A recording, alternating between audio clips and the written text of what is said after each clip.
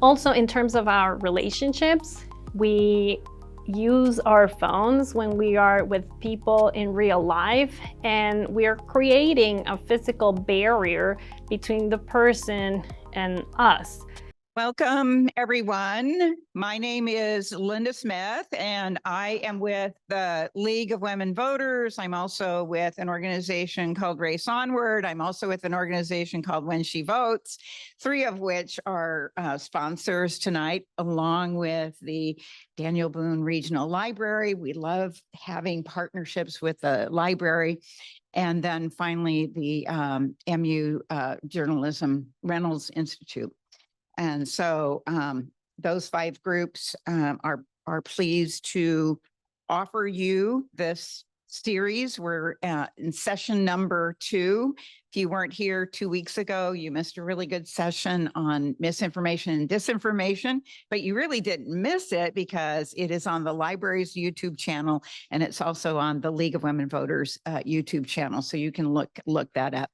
We had Seth here with Professor Kathy Kiley and just some incredible information that is important to this election year. It's important always, not just because it's an election year.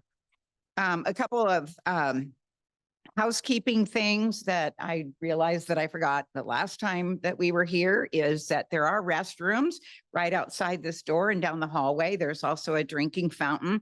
There are goodies. I don't know if we have any of the decaf coffee left, but certainly water and cookies back there. Please help yourself throughout if you need to get up and move around. Our third and final session, which is going to focus on artificial intelligence. And we've already started to see some of that in some of the commercials and campaign material. Professor Scott Christensen from the Trulaskey School of Business will be here he was actually here during our first session. He'll be here to enlighten me anyway, about artificial intelligence. And yeah, we look forward to that as well. So a couple of props. 2 weeks ago, we had these out on the table and forgot to mention to pick it up and take them home with you. Our little, what do you call these technically? The screen dusters, I call them. But yeah, so truth or misinformation. There's also a handout from, I believe this is created by the Missouri Voter Protection Coalition on mis and disinformation. It looks like a lot of information, but it's probably a lot of common sense sort of information. So pick up handouts on your way out. Okay. Seth is the show tonight, Seth Smith. Seth is a public services librarian at the Daniel Boone Regional Library and has worked closely with digital and media literacy efforts at the library for the last 6 years. I think that he would tell you that he has his own petri dish at home as well, because he's the father of 2 daughters that are at that age that the Surgeon General is telling us about. And so he has great stories. I'm sure they know that he includes them in his comments while he's teaching. I had to look up and see what public service librarians do, because I wasn't quite sure. And thank God that Seth put it in his LinkedIn profile so that I could be enlightened. But he provides high quality reference services to the public, he also serves as the building supervisor on weekends and evenings, and participates in public programming and technology instruction. I can always rely on library people for technology instruction. So he's been involved in a couple of community projects over the last 5 years, a technology class coordinator for the library system. I find that easy to believe. He supervised the creation of our community history archive at the library and was on lead on the team that introduced the first book bike service in Missouri in 2018. You'll have to tell us more about that. But He came to librarianship after working in forestry recreation. I come from Oregon, so I like forestry recreation. With the U.S. Forest Service in Colorado, Idaho, and Alaska. What a cool job. He's passionate about public libraries and sees their mission as a bulwark for democracy and as defenders of First Amendment freedoms. In his spare time, he claims to be an avid trail runner, a cyclist, and an outdoorsman.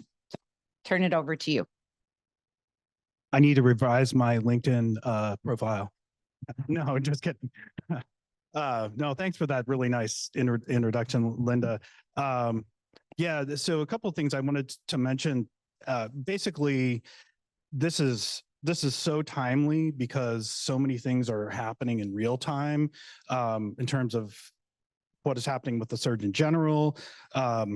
Deb Wheeler, who was helping out with the program tonight, and one of our great library staff members was telling us also about there was a Supreme Court ruling this morning, I believe, which basically upheld some of the Biden administration's limitations or attempts to take out some problematic social media posts about certain things. I'm, as a First Amendment person, I have mixed feelings on that. But at the same time, you know, I think the higher courts are working through a lot of this stuff right now. So before I get started, I wanted to mention, like our media literacy course, we want to emphasize that we aren't trying to tell you which devices to use or where to get your media. This is a completely nonpartisan effort. And we've also really embraced technology at the library. I know I'm someone who uses technology every day in my job, teaches a lot of technology classes, and I feel like it can be a real force for good. So we're also Zooming this session, and a few housekeeping notes for Zoom. At the bottom of your Zoom screen, if you are watching this on Zoom, if you hover or tap, you should see, among other things, a chat bubble icon. You can ask a question or make a comment using the chat.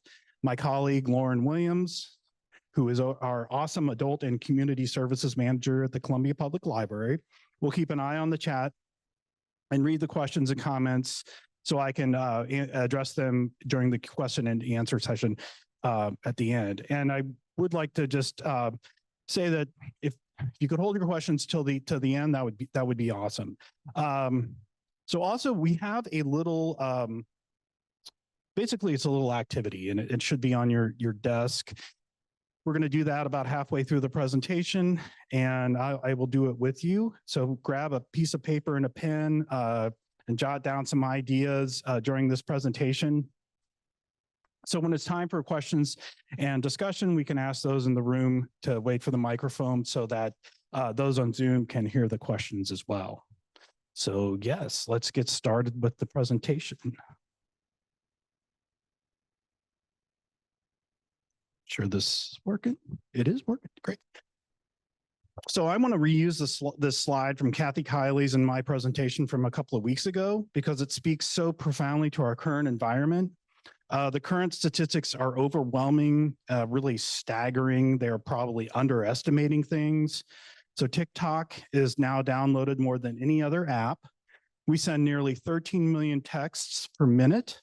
We watch over 4 million videos on YouTube every minute and generate more than 4 million likes on Facebook. 90% of the data in the world today has been created in the last 2 years alone. And according to Statista.com, there are 4.66 billion active internet users worldwide. I think this is old data actually from 2022, so it's increased, of course. 59.5% of the global population.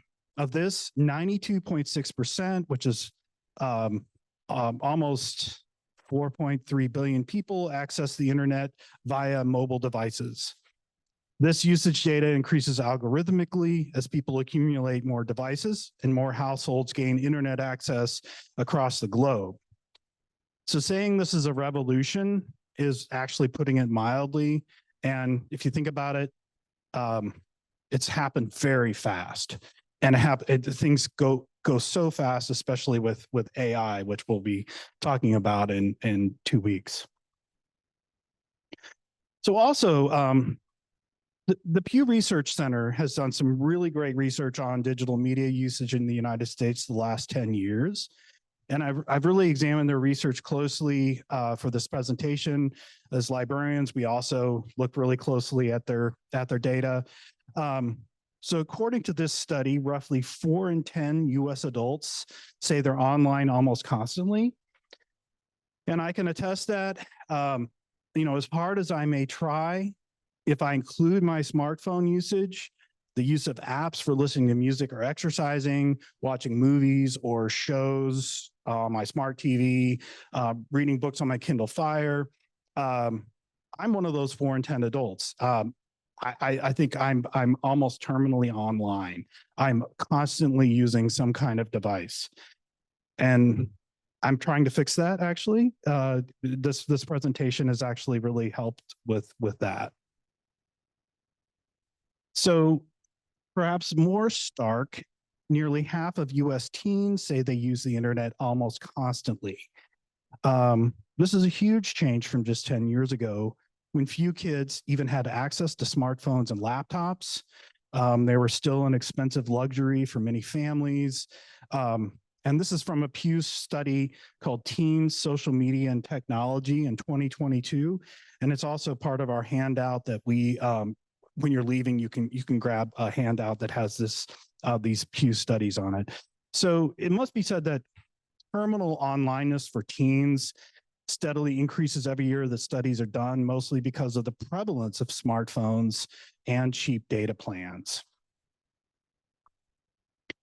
So from the same study, TikTok is also greatly accelerating in popularity. And Linda made an introduction for me a couple of weeks ago where I said that my daughters are trying to force me to get on TikTok and I refuse. I still refuse. And it is growing in usage faster than any other social media platform, despite attempts by governments in the US and Europe to ban it. These attempts also have backfired in the last year, and that banning things, and I can actually attest to this from my own experience with teenagers, banning things usually only increases their popularity. So the problem we're seeing with TikTok is that it can spread misinformation like wildfire. It's completely unregulated because it's owned by companies outside the United States. This came into glaring relief last week as the rumor that the US had initiated a military draft, misinformation which was spread through the TikTok platform, with several well-known TikTokers spreading false information about it, including this guy. He says that Congress says that you're drafted for the military draft, which is completely incorrect. The only thing they did was made selective service a little bit made it work a little bit smoother, I think. It was just part of this whole military bill. It was not a huge deal. But of course, this misinformation that spreads quite rapidly through the TikTok ecosystem. So, yeah, there was no basically military recruitment has fallen in the last few years, and that is true. But an actual draft takes an act of Congress. It's very politically unpopular, and this new legislation is just an attempt to make selective service a little bit less cumbersome. So while traditional media usage is down, alternative media, such as those found in podcasts, are way up. I'm a big podcast listener. I love podcasts. I listen to them at night a lot. And so this graph from a study by the Edison Research Group shows the profound increase in listenership during the last 10 years. Along with websites or blogs, podcasts can sprout up about anywhere that someone has a microphone, a laptop, and some time to record. They've started in a lot of people's bedrooms or living rooms. Now individual podcasts feature hundreds of thousands of listeners, and the makers of podcasts include many on the fringes of society, and the political spectrum, because anyone can do it, right? So this was a quote from my 14-year-old daughter I guess it was a couple of weeks ago. She said, "Daddy, the moon landing wasn't real." And this was at the dinner table, and, food was falling out of my mouth. And I was like, yeah, I don't know. What are you listening to? Basically, it took me really by surprise. So she's listening to a lot of podcasts, and she's young, she's 14. She doesn't have a job. She's about to start high school. And it's a great time for her to be online all the time. So basically, the last presentation, Kathy and I talked about how opinion is often confused with fact and reporting. And then, so I think she was listening to some kind of fringe podcast. I'm not sure what it was. And basically, we were talking about that the moon landing wasn't real. And these kinds of things are all over the internet, and they're filled with information as fact or opinion as fact. In fact, I don't know if anyone has heard of Patrick Bet-David and his podcast Valuetainment. It's a very popular podcast, kind of right of center, some conspiracy theories definitely found there. So this particular YouTube interview is with a guy named Bart Sibrel, who claims that the moon landing was an elaborate hoax propagated by the CIA under the direction of Hollywood directors like Stanley Kubrick. And there's also a lot of conspiracy theories surrounding The Shining. That movie had the young man had a Apollo sweatshirt on, and for some reason they've associated Stanley Kubrick possibly with a moon landing hoax. It's very strange, but these types of videos are all over YouTube. Podcasts are frequently found on YouTube and downloaded there, and they really solidify a lot of common conspiracy theories.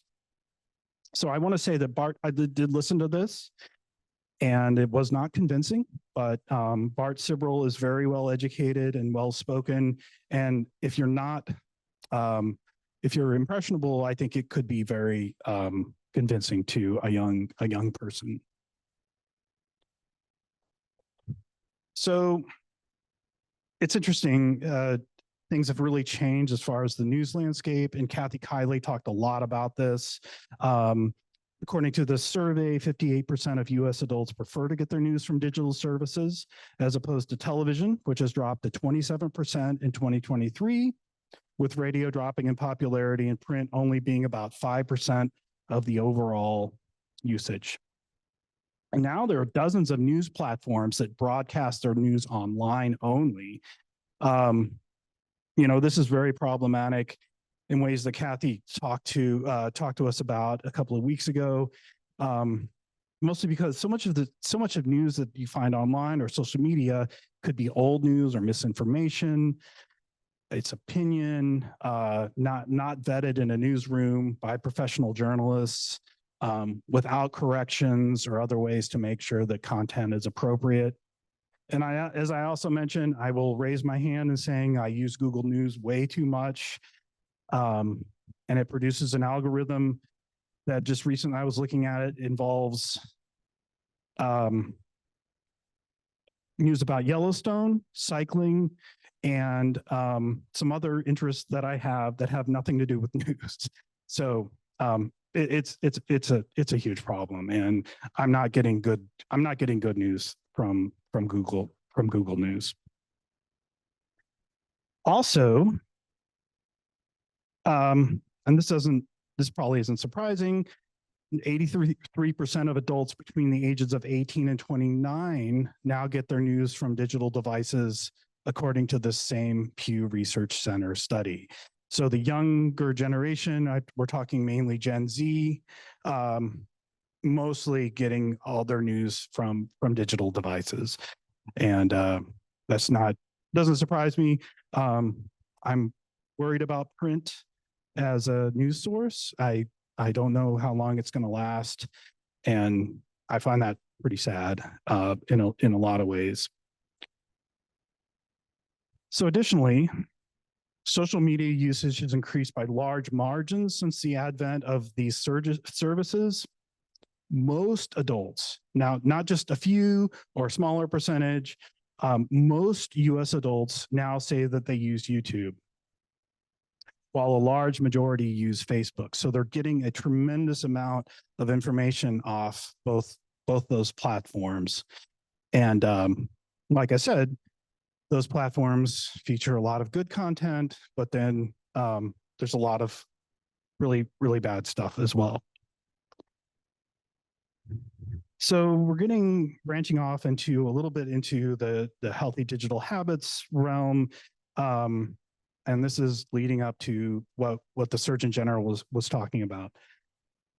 So recent studies have shown that more than 1 out of 4 young US adults who spend about an hour per day on social media have high indicators of depression.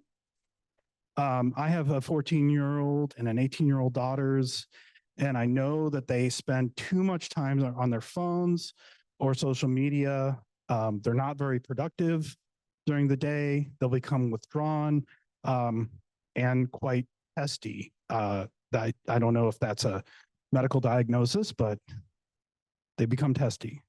And it's unfortunate, and I can tell that they've spent too much time on their devices when these things happen.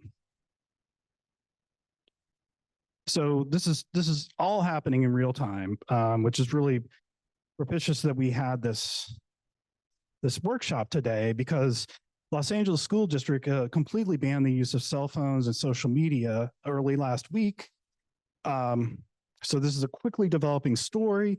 The research is showing that these devices and social media affect our teens' mental health and how they offer a plague of misinformation if not used correctly. Anecdotally, my daughter's time at Hickman High School, she just graduated. She was a senior this past year. Perhaps the most distracting element of student behavior was the unfettered use of smartphones at Hickman. Students would use their phones constantly during important moments of class.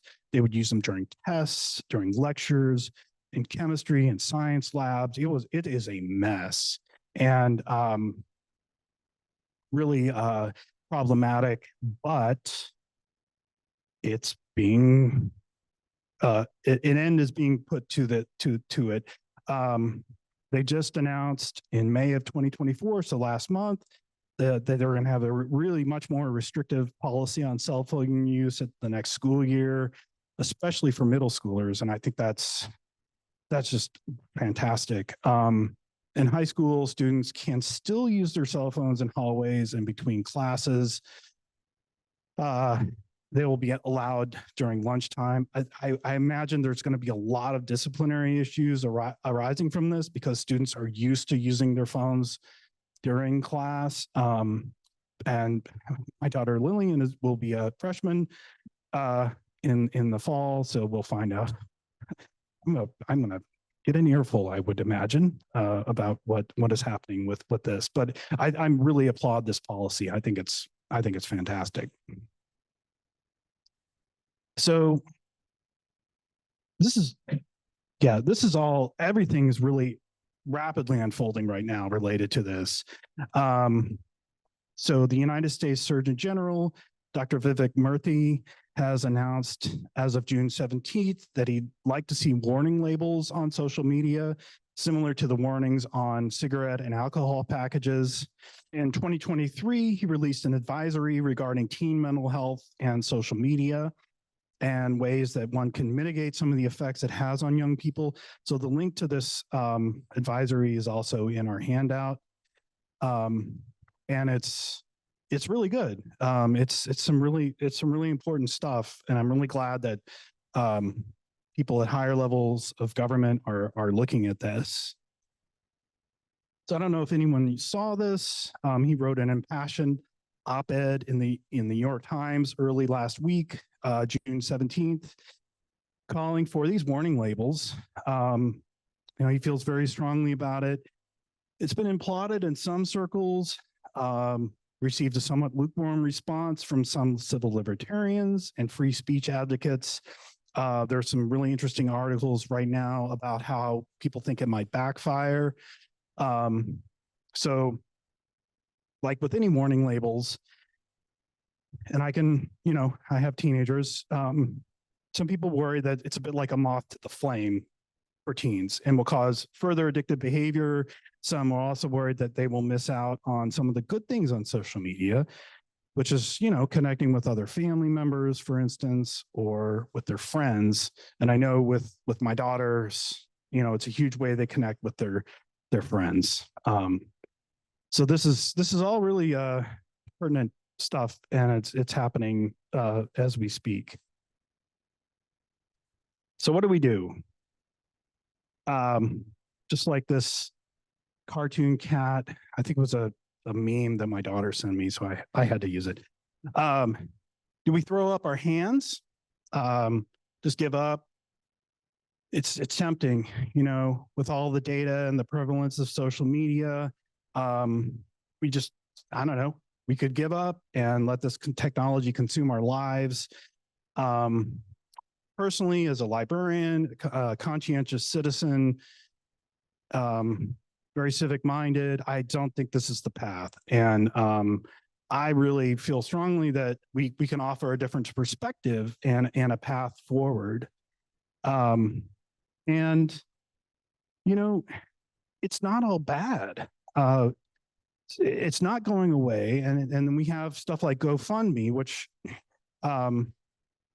if you've ever used GoFundMe, it's an excellent way to raise money very quickly for charitable causes, for people who've had accidents, for instance. One can set up a page in a heartbeat and contribute, start raising money. And it's, this is part of the digital realm that's really great. I also really like the ease and convenience of writing collaboratively through a platform like Google Documents.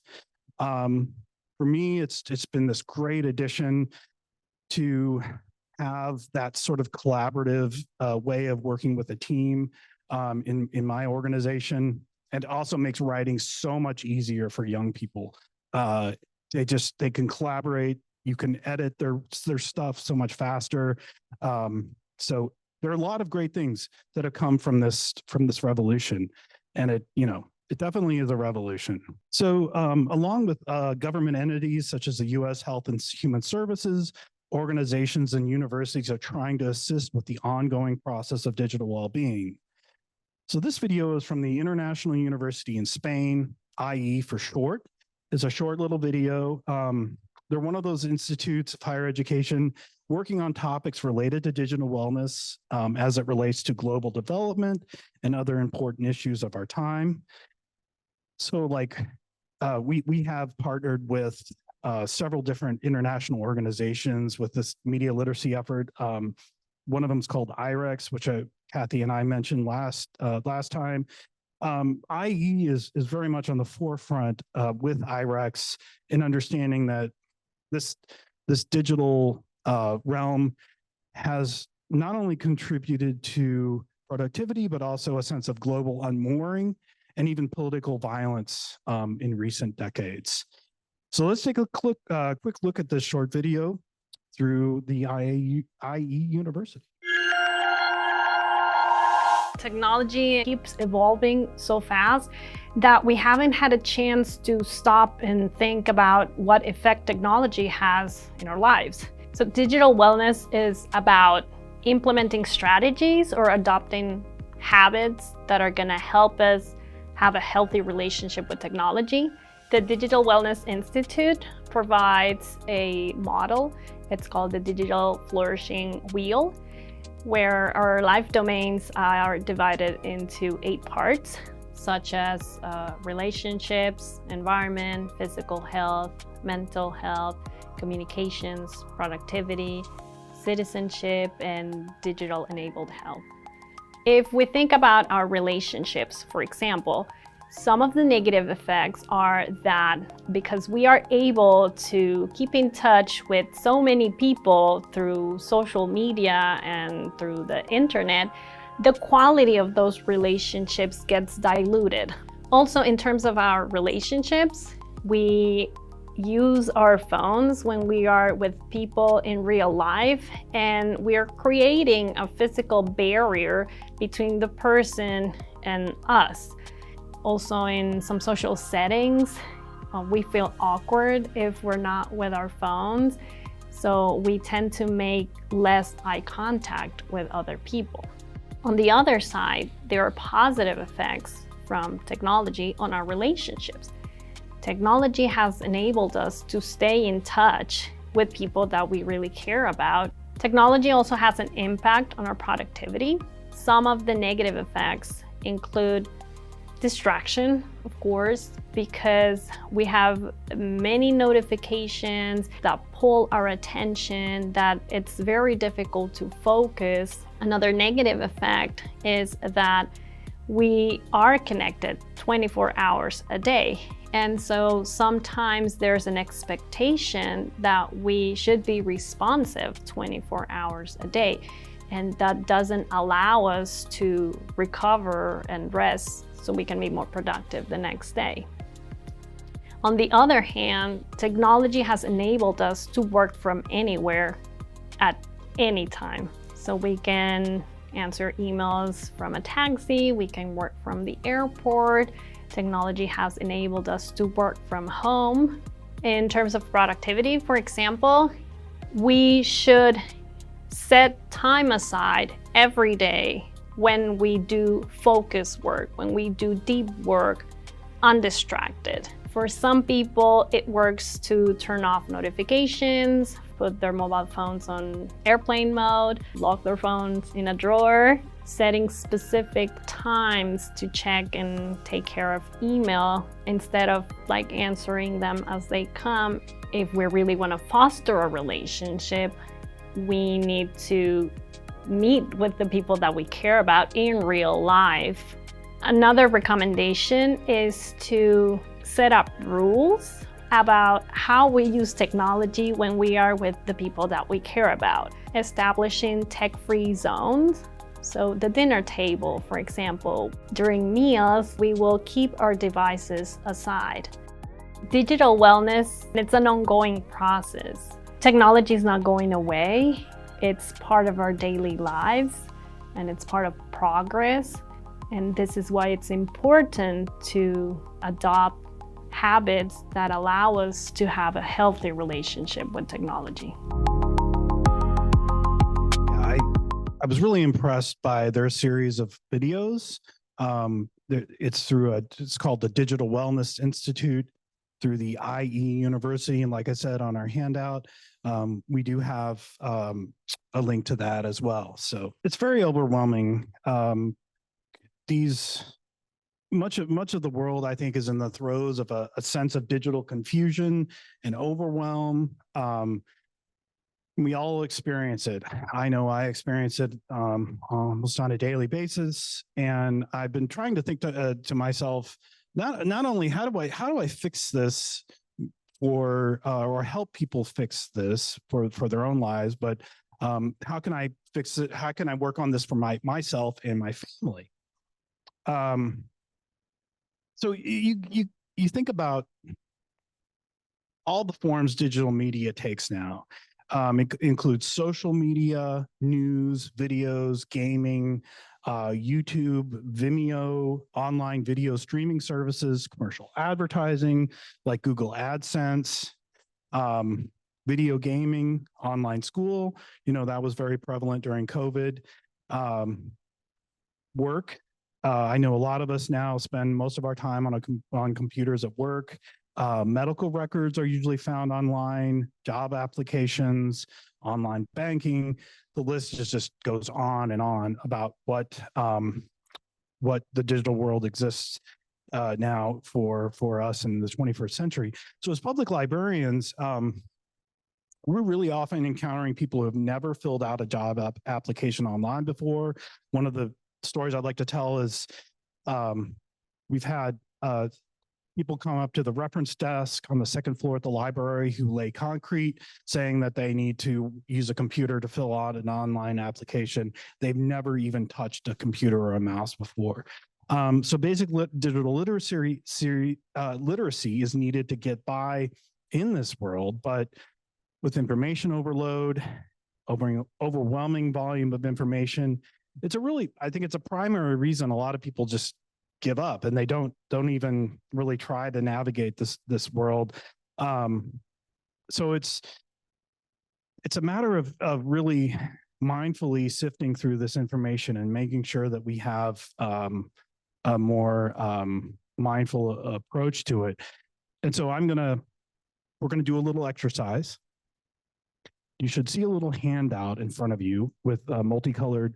So it's got a green column on the left, and in the middle, it's a white column, and on the right-hand side, it's orange. And it's a handout from one of our partners, IREX. So I'll lead you through this, and it shouldn't take more than 5 minutes or so. It's supposed to be a really quick activity. And if you're on Zoom, you could grab a piece of paper. We also sent it out as a Zoom handout link as well, if you want to work on it while we're doing this. So if you see the category on the left-hand side of the screen, you'll see categories for your daily routine. These are activities like driving, work, childcare, cooking, on down to the types of media that you consume, like print media, TV, radio, web devices, in-person social interactions.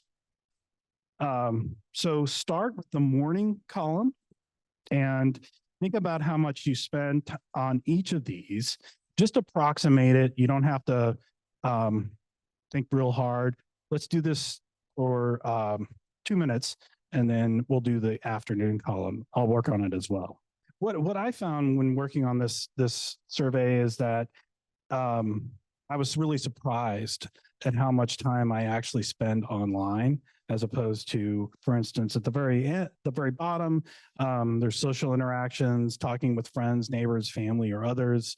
How little time I was doing that, which seems like the most important part of being a human being, and so that's something. This is actually from one of our youth literacy partners, IREX, and they've been really helpful in our curriculum for these news and media literacy efforts.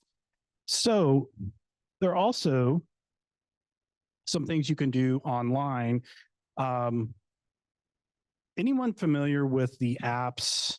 Some of the apps that help with digital wellness. There's some really good ones out there, but on Android apps or on an Android phone, and I actually have an Android Samsung Galaxy 11. Digital well-being actually comes native to this device, and I started using it recently after realizing I spend way too much time on my phone.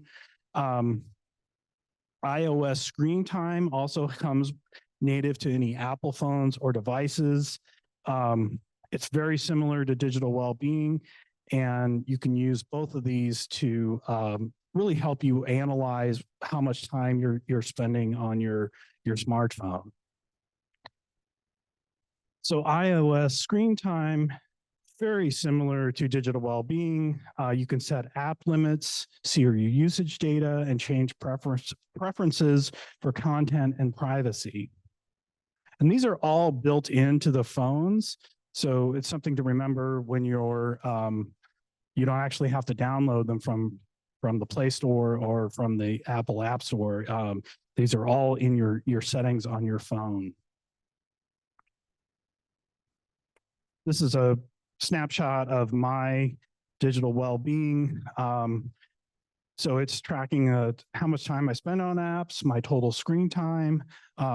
I set my screen time to a certain limit each day. And you can set goals for how much time you spend every day on apps. And it will indicate if you reached a goal or exceeded it. I've just found it extremely useful.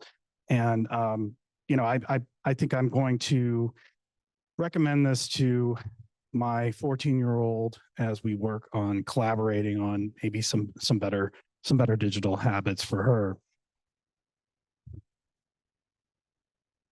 iOS screen time, like I said, is very similar. It works the same way as digital well-being as well. It's basically it's the same program in many ways. So if you have your smartphone with you, you can look in your settings to find it. So there's if you want to grab your smartphone, but how many people have Apple devices here? Apple devices. So it looks like the majority. So iOS screen time, you can actually find this. This is a little bit of a walkthrough.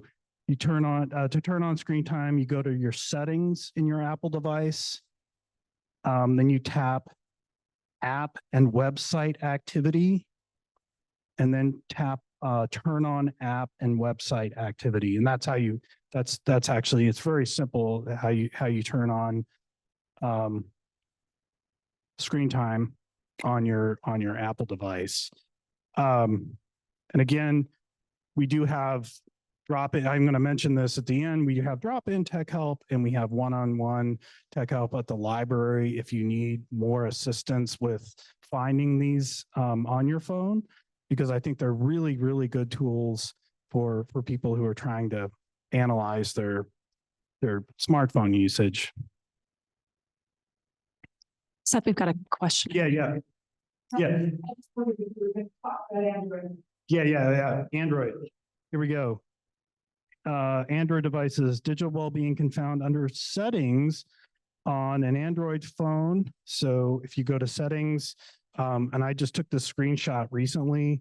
I have mine looks a little bit different because I have a dark black background. Go to settings, and then it's under digital well-being and parental controls. So pretty easy to find and use. And I highly recommend both of those as a way to keep track of the time you spend on your smartphone, and keeping track of the data as well that you use. So I don't know if any of you have heard of Google Family Link. This is something that I used with my daughter when she first got a smartphone, and Family Link is really great. It's a way to monitor your kids' usage of their smartphone. You can limit apps and even turn off their smartphone remotely, which I did a number of times when I wasn't joking around either. No. There's also an Apple, I think I'm not sure there is an Apple component for this. I'm just mostly familiar with Google's Family Link. I think Apple has something very similar that you can do as well. So something to pass down to people who are in your family. These are all really good to use as far as monitoring your smartphone usage. There's also some apps off the grid. It's very similar in the sense that it will track your data and the usage of the time you use your smartphones. These are found through your App Store or Google Play Store. I do want to make a caution. These apps sometimes come with hidden subscription costs. Off the grid is really cool in that you can ensure that if you use it, you can ensure you have settings for where it would turn off family time, technology-free time. You can something called whitelist apps, so you can use them when you are off the grid, and that's very helpful if you're using music apps like Spotify. So you could it's basically a tech term for it will make this app usable even with when everything else is turned off. That's my technical jargon for that. Antisocial works similarly to Off the Grid, reporting usage statistics, app usage, and also apps that have been blocked. So I think both of these are free, but sometimes they come with hidden subscription costs, like you can upgrade to a certain level, stuff like that. There's also something really cool called the Minimalist phone app. It will turn your phone into what a dumb phone. Basically, it's a phone that only has the capacity to make calls or text during a certain time of the day. This app does come with a small monthly fee. There is a set fee for it, but it's a cool way to, really cut down on your phone usage if you're interested in doing that. This is what it looks like when you're doing the walkthrough and you're downloading the app. It'll tell you a little bit about some of the utilities for it. And I did check it out at one point, but then I do like, and I wanted to bring it to your attention, I do like the free services though that are embedded in the devices that we have, and particularly digital well-being through Google is a really robust program. They're also, this is really on my radar just because I have two teenagers, and with all the stuff that's been coming out with the Surgeon General, digital wellness it's really constantly on my mind. I'm worried about my daughter, my 14-year-old a lot, and how often she's online. I see them struggle with online bullying at times too. So some large medical organizations and hospitals are offering digital wellness and healthy digital habits programs, including the Boston Children's Hospital. They have this awesome digital wellness lab, and they do these surveys. One's called the Pulse Survey. Basically, they were interviewing a bunch of adolescents about their tech usage. Not surprisingly, or maybe surprisingly, they seem to be aware that they use technology too much. So 44% answered they use their smartphones a little too much, they're online a little too much. When they're asked, how do you feel about the amount of time you spend on social media? This survey is really, really illuminating. It includes findings about family regulations for smartphone use. For instance, does your dad use Family Link to turn off your phone remotely? And social connections through digital media, online safety, and screen time as well. Also through the American Academy of Pediatrics, they offer a free family media plan where families can create a program that works best for them. I'm going to start using this for my family. I really am really impressed by it. It's free, and you can basically collaborate with your other family members in a really non-judgmental way to get them to think about their smartphone usage and their online profiles and things like that. So these are really reputable organizations that are doing some really good work. The family media plan, it's got a really cool interface, easy to use. It's involves a lot of ideas about priorities, media balance, kindness and empathy through social media, which I think a lot of us are looking for, especially with teens, digital privacy and safety, and screen-free zones, et cetera, like the family dinner table should definitely be a screen-free zone. And you can collaborate with your kids. So I've already set up a plan for Lillian and I. She does not know that I have done this yet. And I've told Lauren that that I will be tackling this coming weekend. But so it's an opportunity to plan like screen-free activities together and track your online activities. Even get So there's even community activity time where you get involved with your community and work with. And so I just think it's a wonderful platform, and it's really useful. And I'm looking forward to seeing how Lillian responds to it. Also, some of you are probably familiar with Common Sense Media. They have identified that nearly every child, and all the research has come up with this as well, 98% of children have access to a mobile device at home. And youth represent 1 in 3 internet users worldwide now. So Common Sense Media is really starting to try to play a role in assisting parents with the right tools to help for the children to manage this really confusing 21st century landscape. It is it's interesting. It's one of the oldest media. What's the best way to put it? They have been around a long time, helping families navigate media, way before digital media came along. They make movie recommendations. They do lots of really good.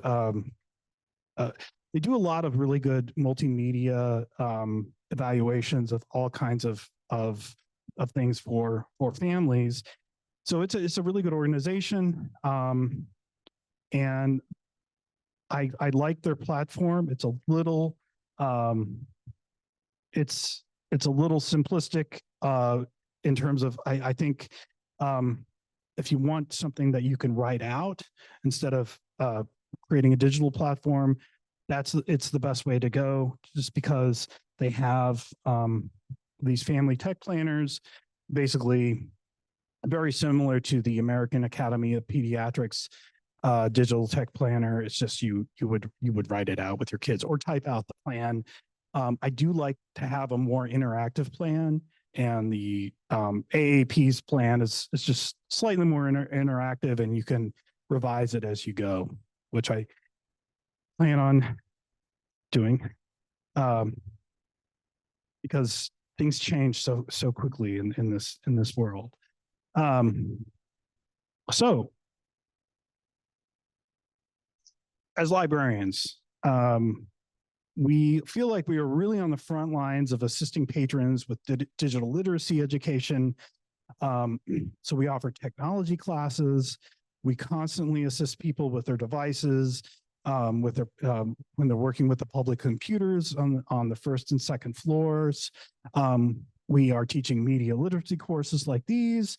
We're really trying to help citizens, and I see this as one of my main roles, to exist in a confusing and really constantly changing digital world.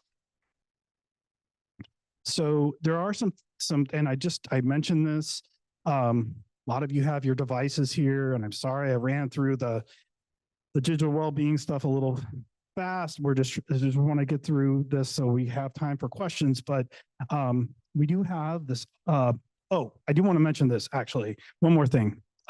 About the awesome work we're doing as public libraries. So along with partnering with Reynolds Journalism Institute, this great partnership with the League of Women Voters, this has been just a fantastic series.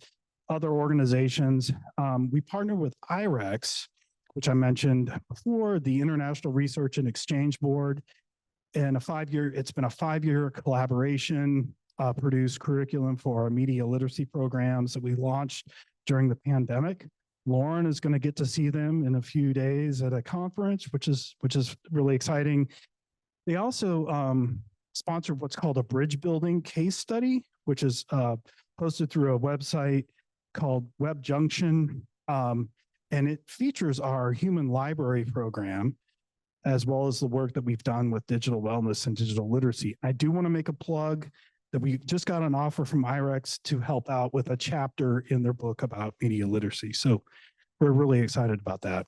I think it's going to be really cool. So yeah, if you have further questions, we are helping people all the time in our device advice and tech help drop in Tuesdays and Fridays from 2 to 3:30 p.m. Just this past Tuesday, I was one of the staff members in there, and we helped people with, I think we had 9 people come in We help people with all kinds of different questions. And even, we even had someone who was needing some assistance getting her banking set up. Now we have a social worker at the library, and we have some social work interns, and they were able to come in and help. And we did this wonderful like teamwork where everyone got help. And I felt so good about it. It was just one of those things where we're doing the good work here. So Device Advice is a great place to drop in if you have more questions about digital well-being or getting some of these apps on your phone. We also have one-on-one tech help. So we're really trying to cover all our bases here. This is a little bit more in depth.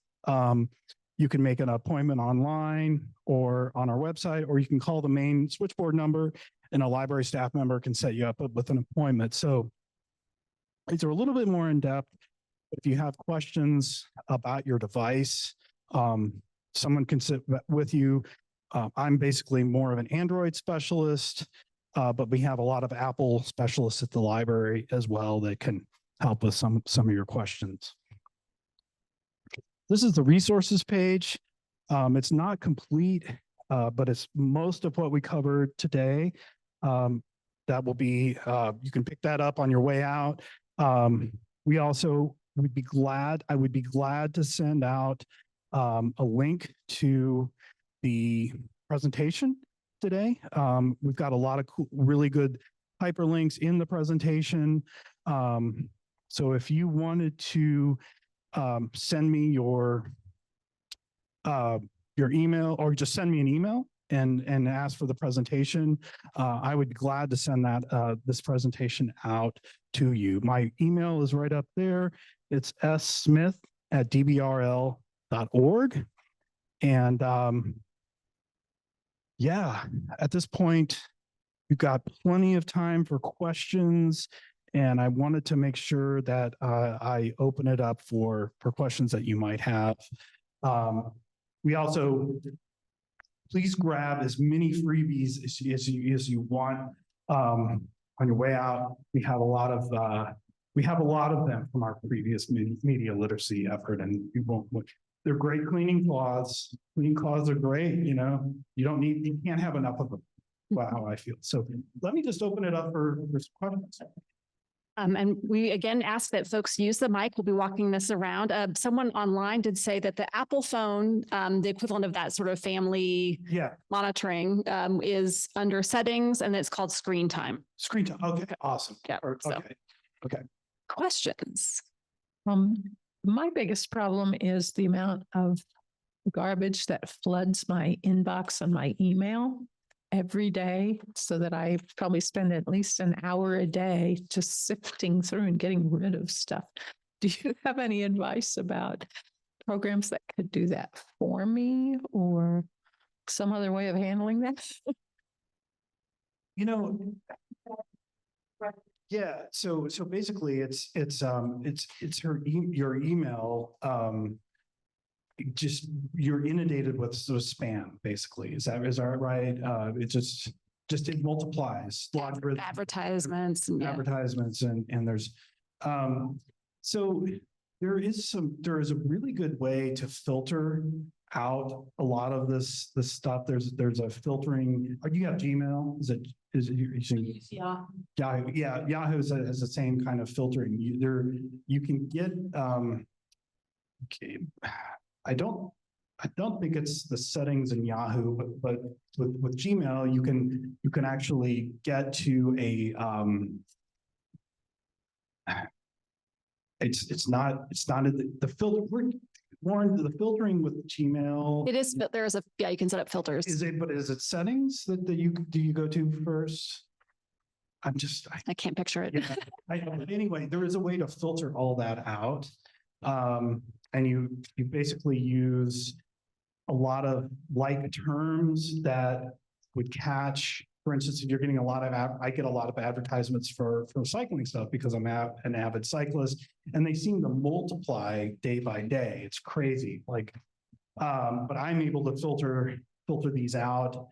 using the filtering software on Gmail. And it's just, it's been really helpful. And we absolutely be able, it's one of those things, if you wanted to drop into, we could help you with that, because although I do say that I have filtered a lot of stuff and it just keeps popping up. So it's hard. It's really hard to take care of that and to stay on top. Yeah, Yeah, you can block it. yeah, someone's saying you can block it. There's also, often there'll be a way to unsubscribe, but I feel like you're Constantly. constantly getting subscribed to things, whether you subscribe to them or not. Just gonna add on to that. I've just gotten to a point where in my junk folder, I go and I select all, I quickly scan down in case there's something that pops up I want to look at on Facebook. And I delete it all, and then I delete my trash. That's- And that's very much faster than deleting one at a time. Yeah, no, it is. And that's the nice thing about filtering is that you can set up terms that it will send it directly to your spam without having to do it one by one. Yeah. Okay, so the first thing was when you talked about the Supreme Court decision today, Yeah. that decision, there's a lot of misinformation about that decision. The decision primarily, the primary focus of the decision was to let government agencies, Homeland Security, FBI, people like that, talk to social media platforms about content that they've identified as coming from foreign actors. Okay. That's the big push. Now, I'm not saying that can't be abused. I'm not defending that. And you having some misconcerns because of your profession and me having misconcerns because I know kind of how that stuff works. Right. The government side of it, not the software side of it. That is the primary emphasis. And the reason for that primary emphasis is because they've already identified 14 countries that are trying to influence the current election cycle, not only on a national level, but on a local level. Yeah, Okay. and Kathy talked about that a lot too. There's a lot of malevolent influence in that. I think the thing that I've been a little bit concerned about with this is that there was some censoring of differing views on during the pandemic that maybe was a little, what's that? Then, and the last thing, and It was wrong science. Okay. Yeah. Well, then we'll I don't mean to make anyone mad. no, you're not making me mad. The pandemic was just a mess. And I don't care whether you're left of center, right of center, above center, Right. doped up.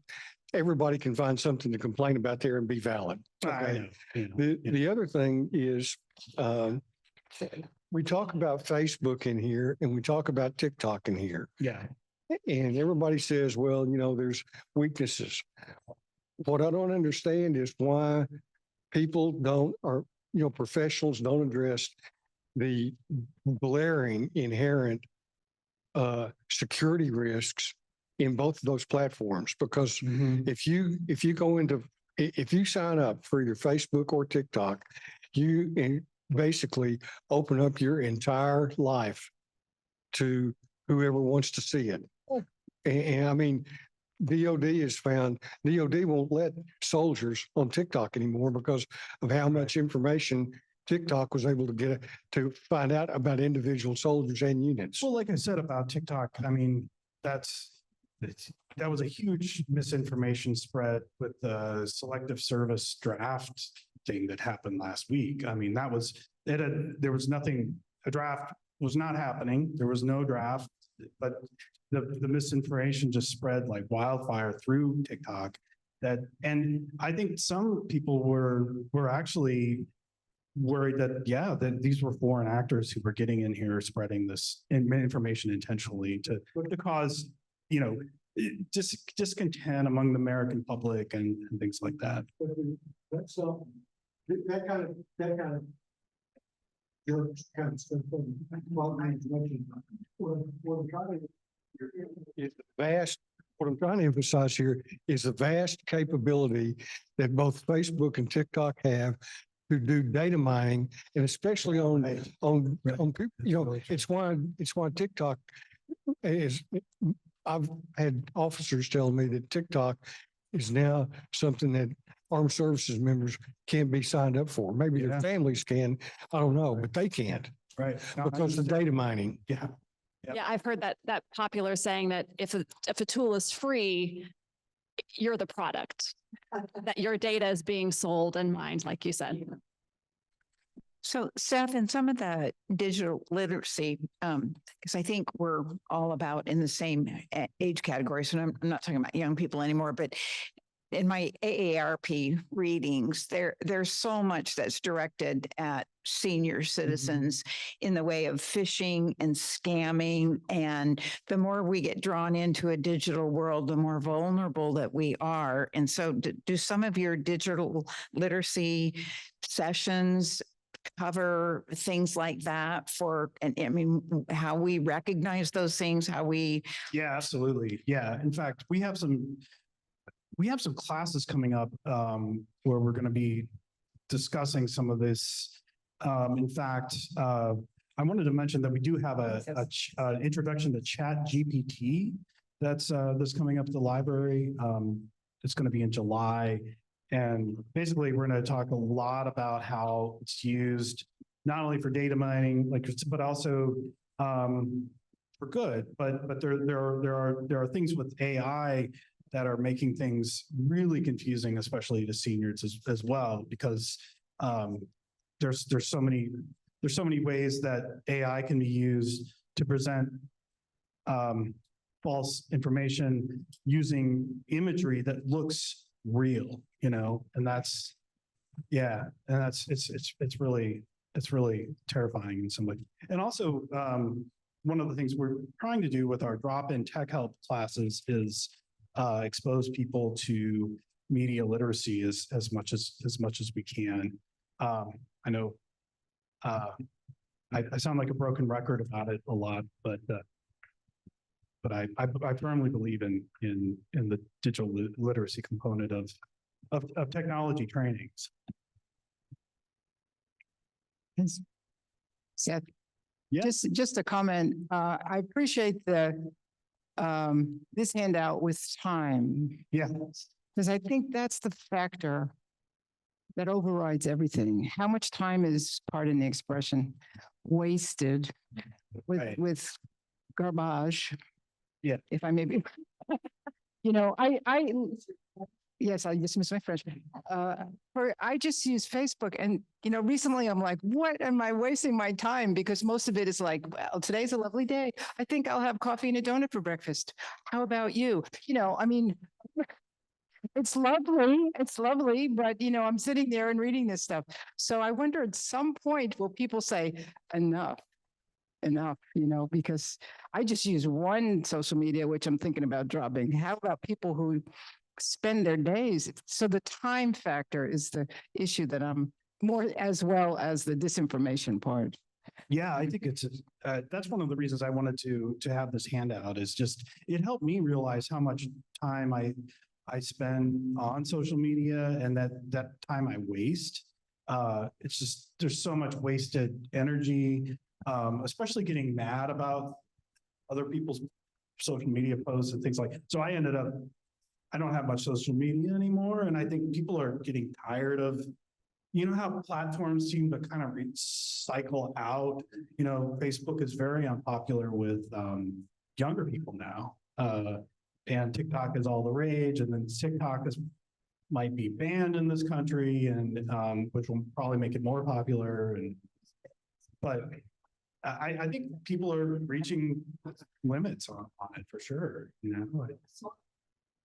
Right. Yeah. Right.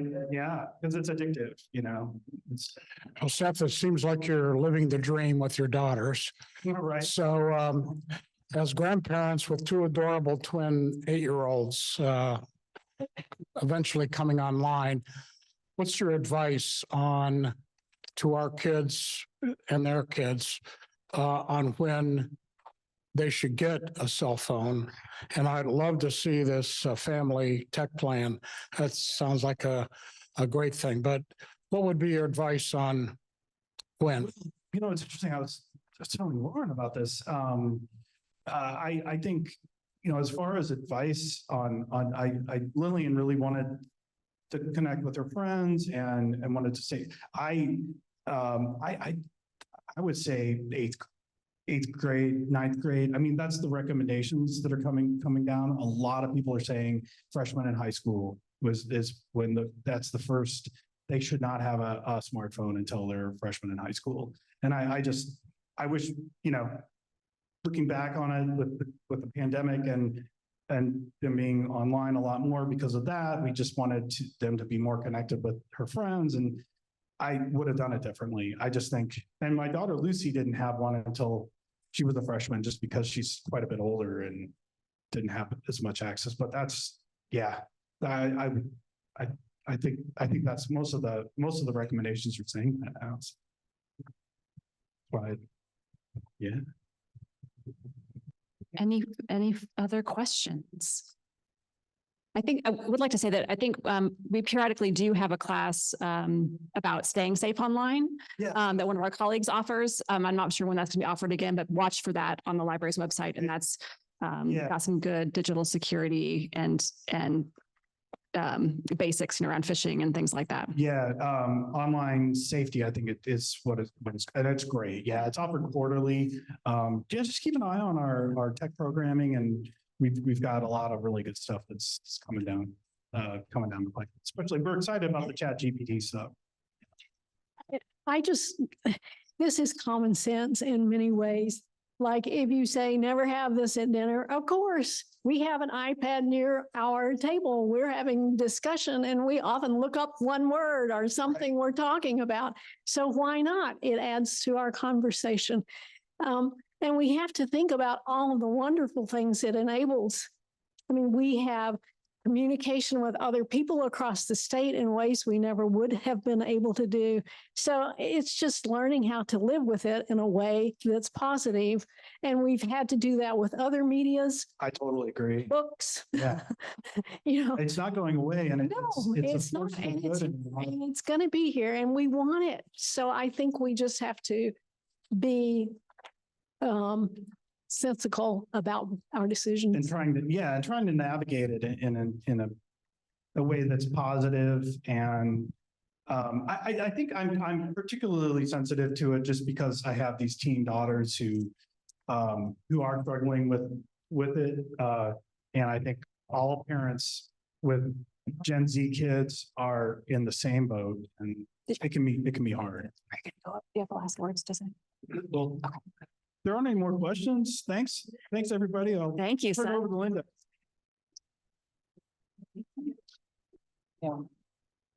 Thank you, Seth, and thank you, Lauren, for watching Zoom for us tonight, taking questions. Don't forget, in 2 weeks, I just wanted to mention a few things that when Scott's here on July 10th, he's going to talk about the potential of AI for delivering misinformation, but he's going to take the positive side as well. And he's going to talk a little bit about New Horizons and things that will enhance.